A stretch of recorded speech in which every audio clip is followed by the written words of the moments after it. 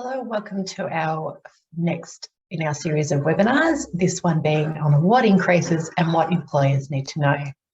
Now, anyone that actually was in the live webinar will know that this is a re-record because we had a little glitch with the recording, so I'm re-recording it so that we can share it with everybody. So today we're going to be talking about the upcoming increase to the minimum wage, which obviously is tomorrow now, given that I'm recording this the next day of when it was originally. I would like to start by acknowledging the traditional owners and the land in which I'm recording this webinar. The wrong people. I would like to pay respect to their elders, past, present, and emerging. So let's get to it. So firstly, I'd like to just introduce who we are. We are Strawberry Seed Consulting. We provide HR support to small businesses right across Australia. Our team help with everything from hiring to firing and everything in between. And one of the things we do is we help them work out what they should be paying, what awards apply, and make sure they're getting it right for their team. So effective on the 1st of July, the minimum wage will increase by 5.2%. Now, this is the first time I've seen this in a while, but the award minimum wage will increase by 4.6%.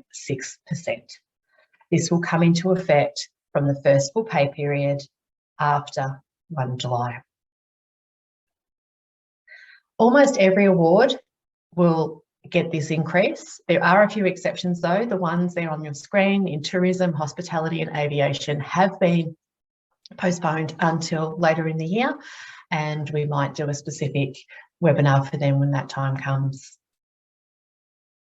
So anyone that has attended one of our webinars previously will know that this slide, because I do like to ensure we understand what we're talking about and how it fits into the laws that govern employment in Australia. So the Fair Work Act is the legislation that underpins all employees and employment in the country. And they contain the national employment standards, which are like the 10 commandments of employment. They are the minimum standards that set what a full-time work week is, what the different types of leave entitlements are. There's some definitions around flexibility, some minimum requirements around termination. You cannot offer an employee less than what is in the national employment standards. The next layer is an award or an enterprise agreement, and these are known as industrial instruments. And that's really where our focus will be today. So these industrial instruments contain a lot more details about a specific profession or a specific industry. And it's really detailing the different types of entitlements employees that are covered by that industrial instrument are entitled to. And the third layer is the employment agreement. Now, each of these layers cannot be less than the layer before. And so the employment agreement cannot offer less than what someone is entitled to with the NES and their award. But what it does usually do is cover a lot more detail than what is covered in those that are specific to your business. And, you know, when you are paying above an award rate, it is highly recommended that you do have an employment agreement that specifies that you are paying above that award rate and that you are offsetting what you're paying above it for other entitlements, if that's the case. So focusing in on the industrial instrument. So it has a legal application with respect to minimum entitlements for anyone within its scope. So that covers everything that it classifies employees based on certain criteria, and then that links through to their minimum wages for those employees. It specifies what breaks they're entitled to, when penalty rates are applicable, what loadings or allowances employees are entitled to. It can also cover things like minimum hours per shift that someone must be engaged, the span of hours is considered ordinary hours because often work outside of those ordinary hours does incur a penalty. And also things like shift work are all included within the industrial instrument. So it is really important that you understand which award or awards do apply to your employees. Now, there are some industries that are award-free. Those industry, more professions that are award-free than industries, but there are some industries like an accounting firm, and their accountants won't have an award. That's a profession that doesn't have an award. HR doesn't have an award.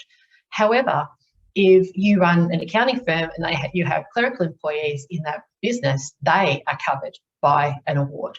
So it's not an all or nothing, and there can be multiple awards that cover specific industries. So I'll give you an example. We work with a lot of allied health. Their award, the Health Professionals and Support Services Award, actually covers both practitioners and their support staff.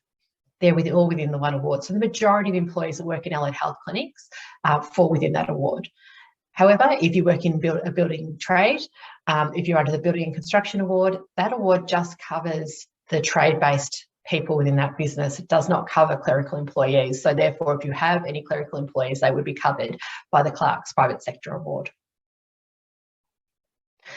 So there's a full list of awards on the Fair Work website.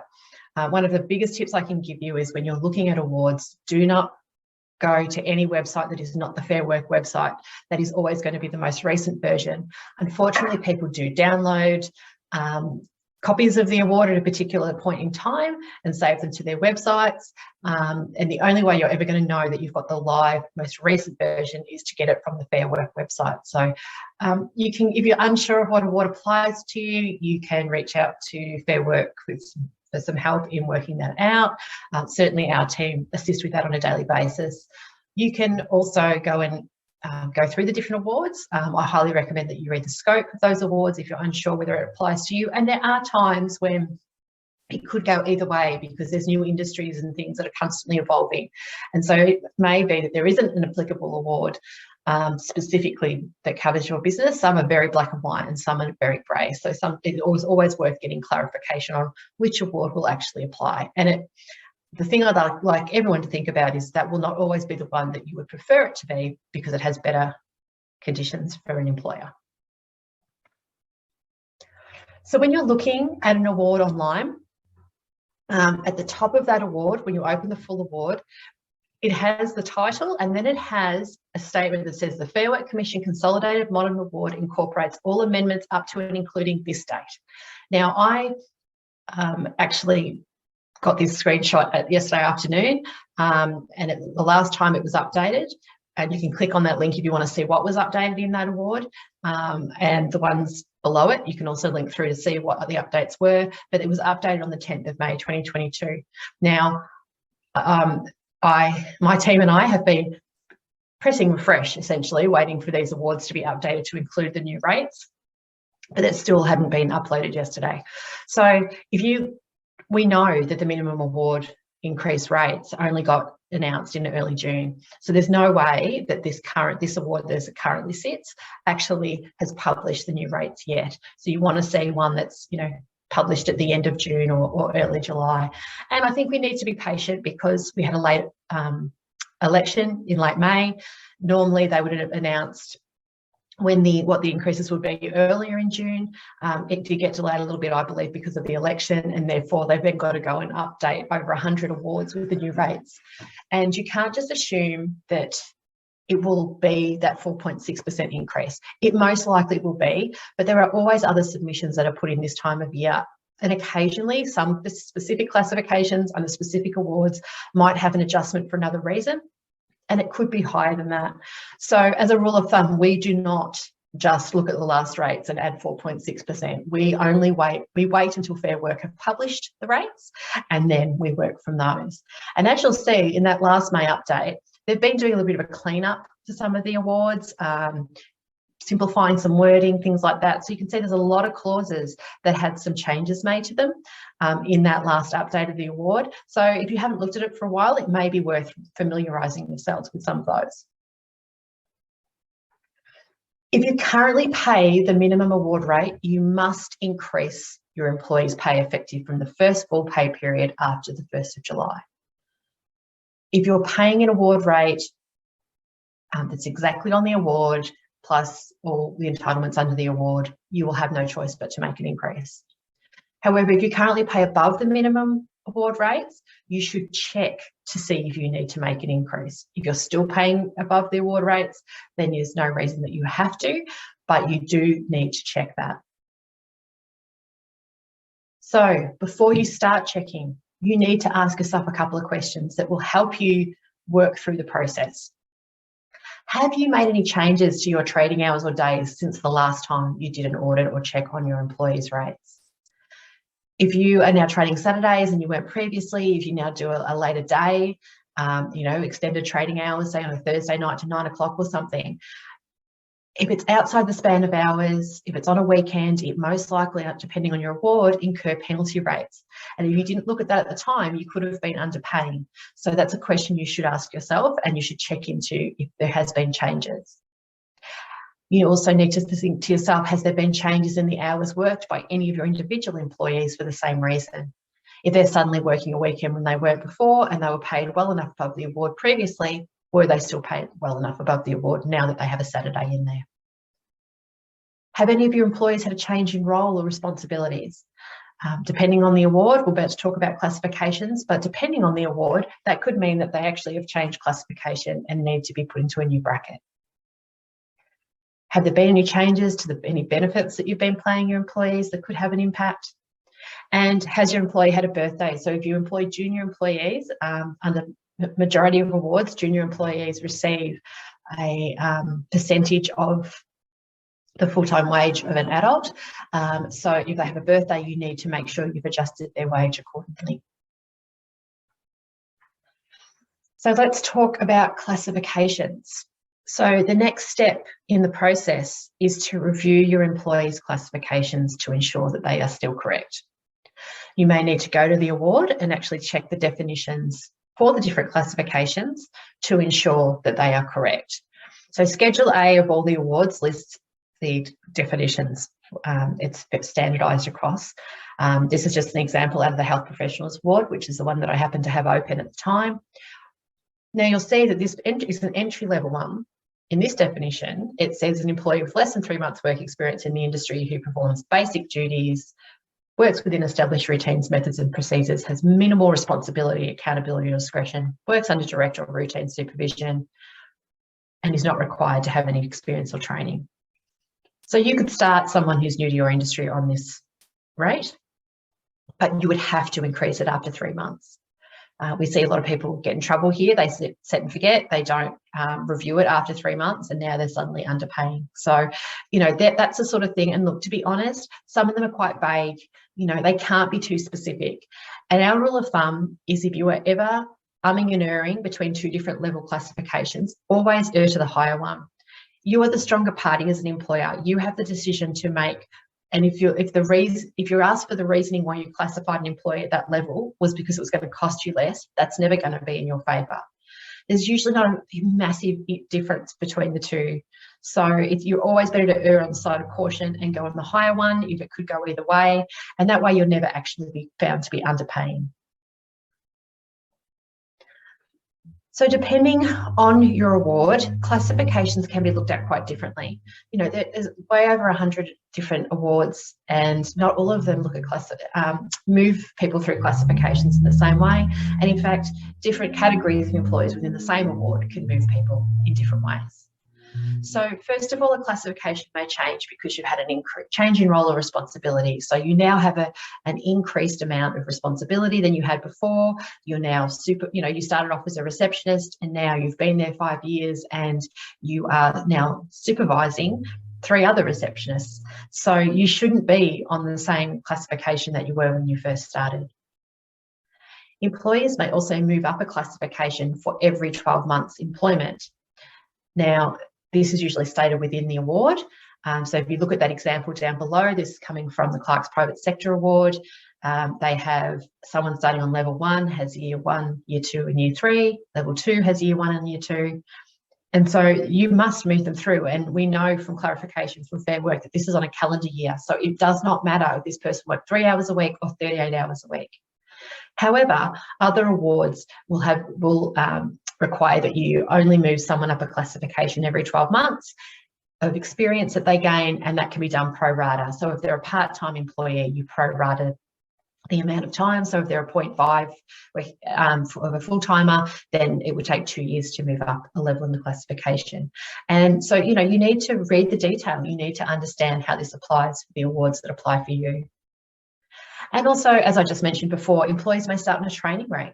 A lot of awards do allow for you to start someone who doesn't have experience on a lower rate, but you're usually required to move them up quite quickly.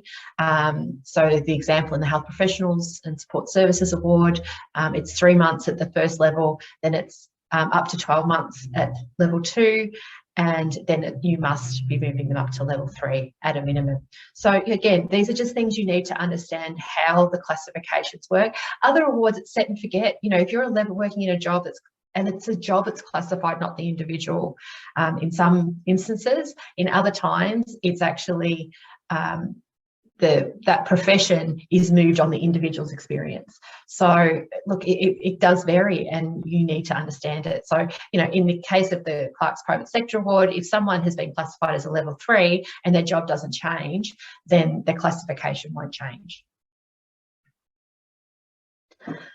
So if you're paying award rates, check what the minimum wages are for employees' classification as soon as they're published, and increase the employees' pay accordingly. I've talked about the full awards, which are available on the Fair Work website. They also create pay guides that are available that actually list for every classification all the different pay rates, full-time, casual, with the different penalties when they apply.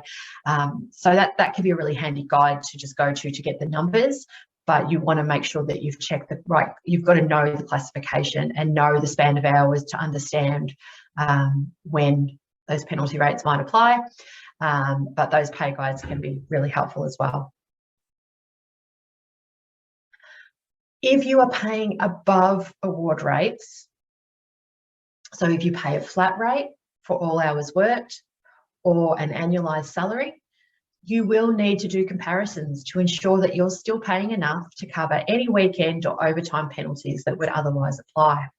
And this is referred to as a better off overall test. And basically what that means is the employee, based on the hours they are actually working, paid at or better than they would be under the award when they're paid at their flat rate? And so I'm going to go through a couple of examples of the better off overall test that can hopefully help you work out whether or not you are actually paying correctly. So the first example is Betty works 20 hours a week, part-time. 4 hours of those are worked on a Saturday. Betty has leave loading included in her rate. Leave loading is an entitlement under every single award. Some industries traditionally pay it and essentially it's a loading when someone, of 17.5% when someone takes annual leave, they get that additional loading because it's used to offset their inability to access overtime and other things while they're on leave. You can build it into somebody's rate. You just have to, and you need to have that written in their contract that leave loading is built into their rate. So essentially you're building in enough into their rate to cover 4 weeks of leave loading every year. And a lot of our clients do that. So Betty's paid a flat rate of $30 per hour. Her current award rate is $23.71. So if you look at the first table, the award entitlement there, $23.71, and the employee is earning $30. The total hours is 20 hours for both. When you're comparing the employee's current rate, it's $30 an hour for 20 hours, which gives you $600 a week. However, if she was just getting the award rate, she would be getting 16 ordinary hours, Monday to Friday, 4 hours on a Saturday, and the Saturday rates are paid at time and a half. So we've run a little calculation to compare the two, and we can see that her total weekly pay at the current rate is nearly $80 better off than she would have been under the award, so she's paid correctly. Now the award rate with this increase has increased to $24.80 an hour. So we do exactly the same calculation, but we change the award rate and we check to see if Betty is still better off overall on that flat rate. She's certainly not $80 different anymore. It's gone down a little bit to $55 better off, but she is still better off overall. So in this instance, there is no legal requirement for you to increase Betty's pay at this time. Now, in our second example, we have Bill. Bill works 38 hours a week full-time. He also has leave loaded included in his rate. He's paid an annual salary of $80,000 per annum, which equates to $40.49 per hour.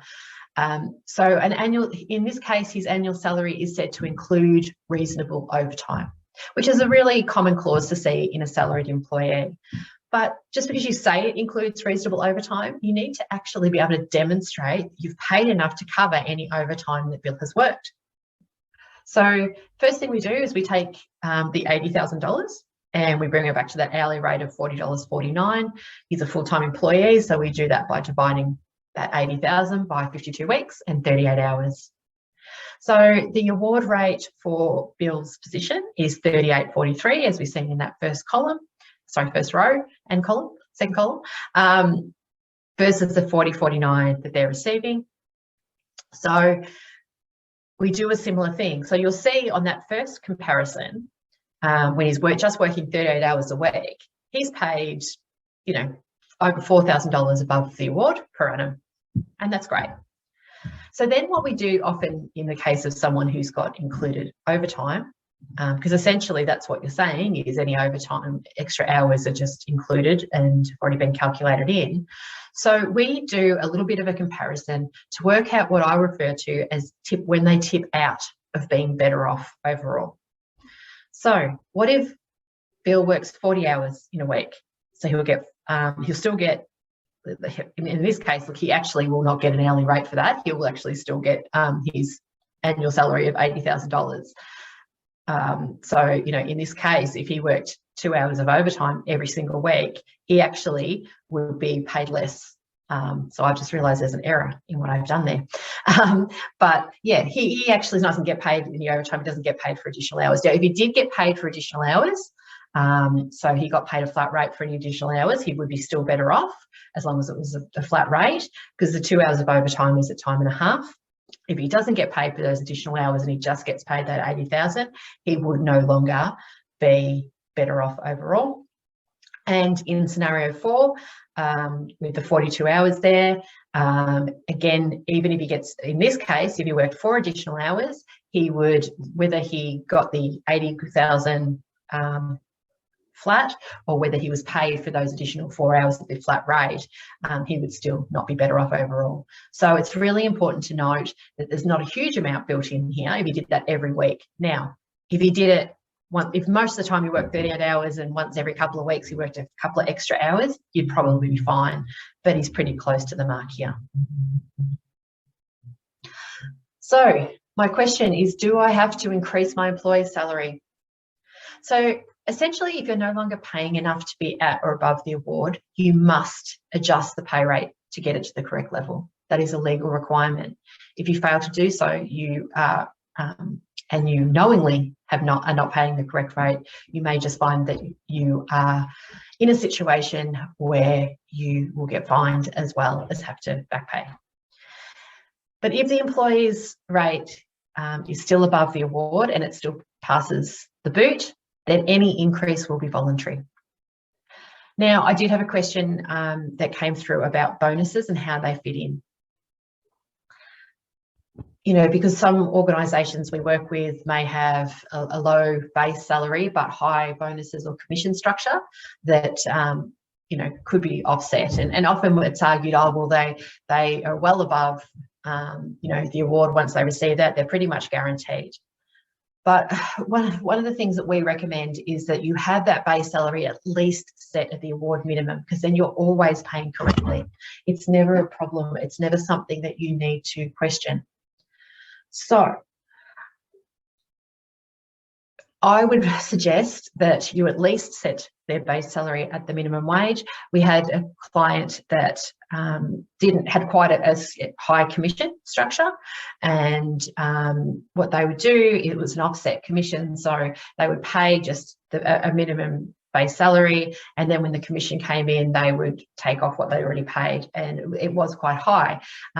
In their case, we picked up that a couple of their base salaries weren't at the award level, and they didn't want to change them. They were quite happy to check it all the time. It was a lot of administration, but that was their choice. But when the pandemic hit and they found themselves having to shut down for a period of time, suddenly it became an issue because you're no longer paying that employee legally. So, I would highly recommend that if you're going to have some sort of structure like that, that you at least set the base salary to meet the award minimum. So, as I said, it is voluntary if you choose to make an increase if you are already paying above an award salary. But you need to remember that what you must pay in terms of the award is a starting point. It's the minimum. And particularly in the market that we are in at the moment, people may not accept the minimum. It might be something they're not willing to work for. And if you want to recruit and retain and attract good employees, majority of jobs these days are paid, particularly skilled jobs, above the award. So you need to understand what the current market salaries are. We sometimes get asked, oh, well, what should I pay a receptionist? And it's a loaded question, because it'll depend where you're located, what the market is like where you're located. So is there abundant of people who have the skills to do the job in your area? Then yeah, you probably don't have to pay as much, supply and demand. But if there's a shortage of skills, then you may have to pay more to attract and bring someone across from somewhere else to work with you. Certainly, the market at the moment is the toughest market for employers that I've seen in my over 25-year career in HR. And I believe there's a couple of reasons for it. The first one is about the skill mix that is actually available in the market. It has changed, and it's changed for two reasons. One is that there were certain industries that boomed during the pandemic. Not that we're out of the pandemic yet, but during the peak of lockdowns and things, there was some industries that absolutely boomed, and there were industries that stagnated or shut down. So a lot of the people that worked in those shut down industries, think hospitality, for example, went to work in the industries that were booming. And when their industries came back, they didn't necessarily come back. So instead of just poaching employees from competitors, they actually poach them from other industries, leaving those industries with skill shortages. So it's really changed the complete mix. And so those businesses that are without employees are now having to poach them from other industries to fill the gaps in their own industry. And it's become this perpetual thing, which is why it's such an employees market at the moment.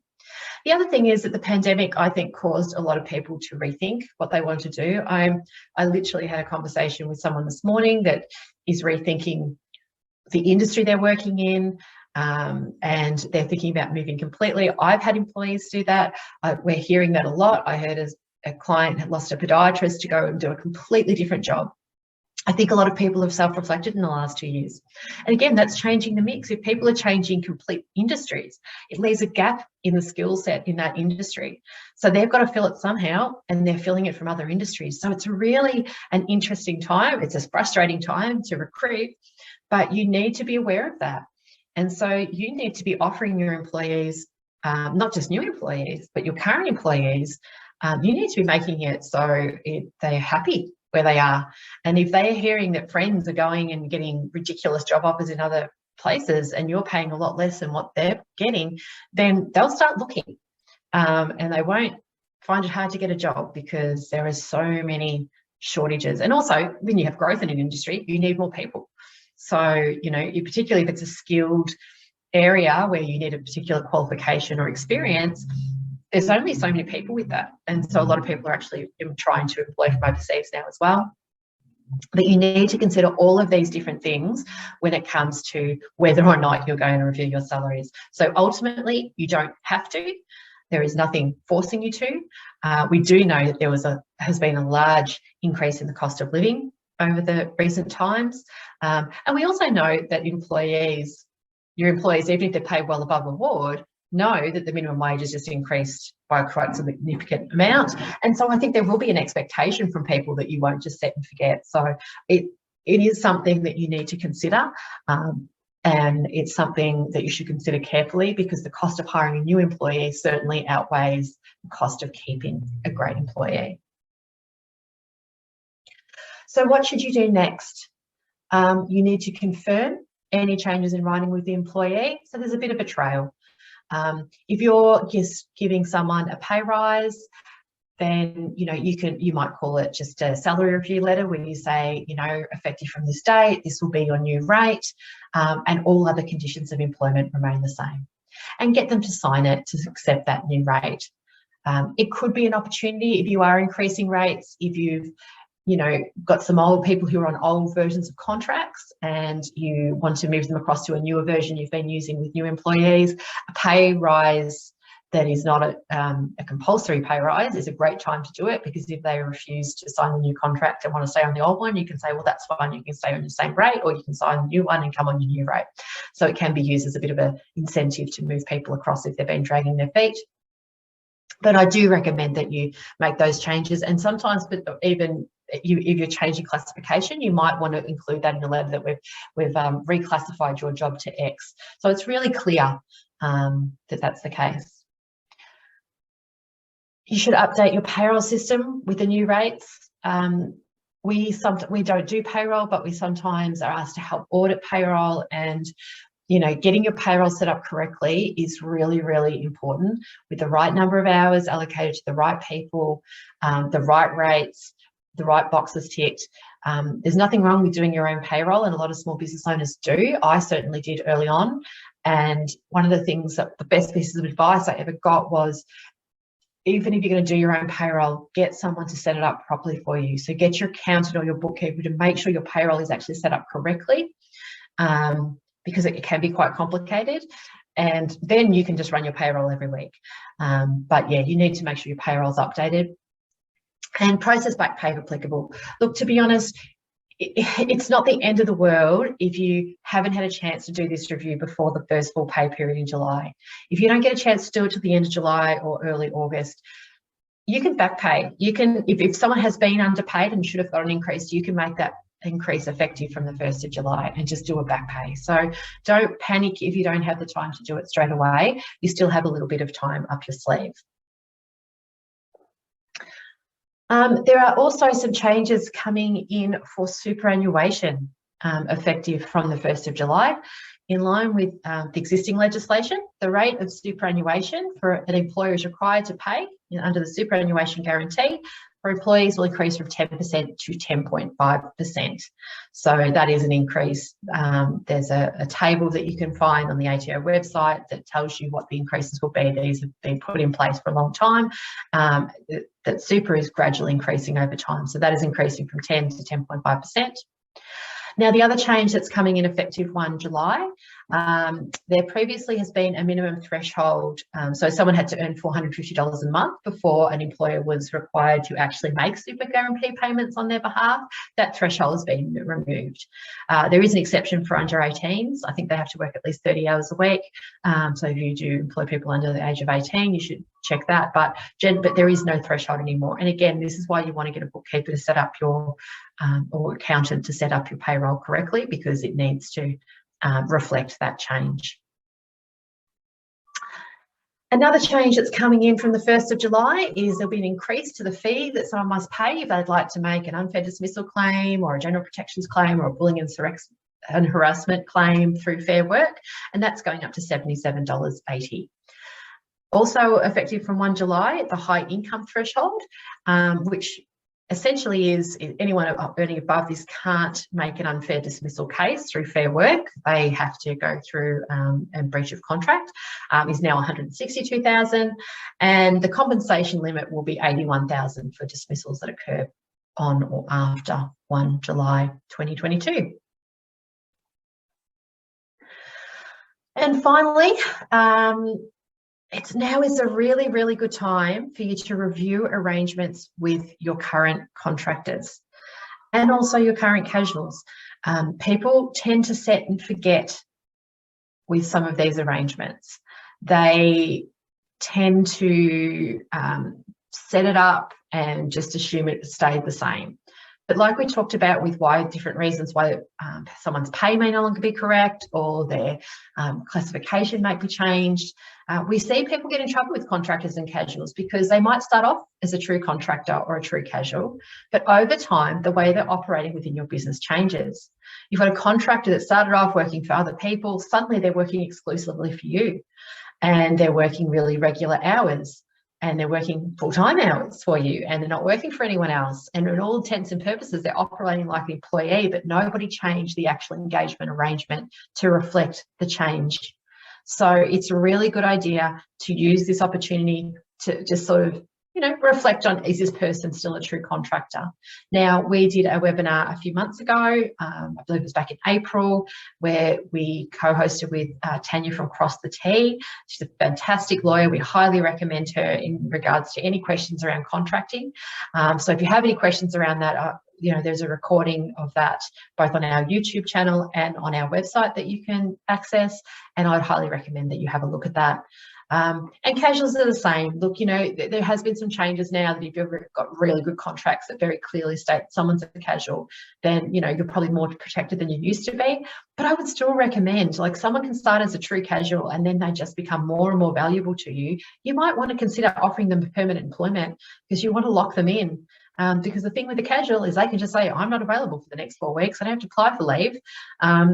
So you need to think about what the benefit is.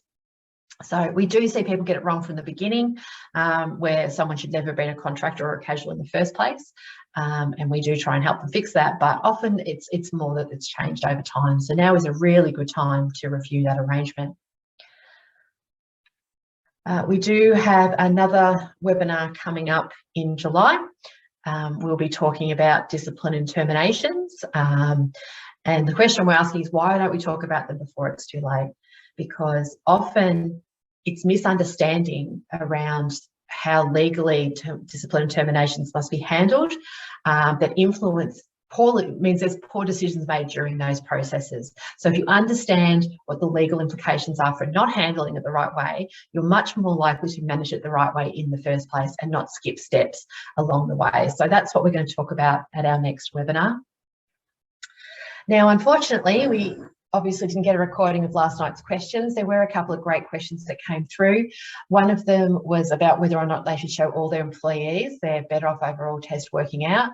I suggested that I would only, it's probably don't need to do it across the board. Most people would accept it, but if someone's questioning their pay, certainly go through the process you went through with them, explain to them why you've classified them a certain way, explain how you've worked it out, but check it, because maybe you're wrong and they're right. And we do get employees that contact us through some of the industry bodies we work with that ask questions, and we find that, yeah, there are people out there who've got it wrong. So, it is very worthwhile if someone is questioning it to sit down, and some people need that amount of detail. Some people aren't as trusting as others, so it is worthwhile to do that. We also had a question last night about should we just do a percentage increase? Absolutely. You could do a percentage increase, you could do a dollar amount increase. The way a lot of large organisations that I've worked for in the past have done it is they've said, look, cost of living is X percent, say it's 4%. So that's the 4% is what we're going to do across the board, and then by exception you might give more to some employees because their jobs have changed, because they're performing really well and you want to reward them. But I also recommend that you don't give an increase to employees that are underperforming unless you legally have to. You should be talking to them about why they're not going to get a pay increase and what they should be doing to improve. But they're just a handful of the questions that unfortunately, when we lost the recording, we lost last night. And we did leave a lot of time for questions and had some fantastic questions come through. So I really appreciate that. You can follow us on all of our different social media platforms, particularly on Facebook and LinkedIn. We do share a lot of articles about different issues in HR and managing people that we get feedback are quite useful. We do have a whole series of previous webinars that we've been doing since earlier this year, and they are available both on our website and on our Strawberry Seed YouTube channel. If you do need any help with any of the things we've talked about today, our HR business support clients, where as soon as we've got those new rates, we're going to be hitting the ground running, doing all their reviews automatically. But we do get a lot of our fixed price clients who do touch base back to us after a couple of years and ask us to do another audit, and we have a set price for those clients that are returning if they'd like us to go through the Better Off Overall process for them and help them ensure they're still paying correctly. So thank you everybody for tuning in to our webinar today. We hope to see you at our next one. Thank you.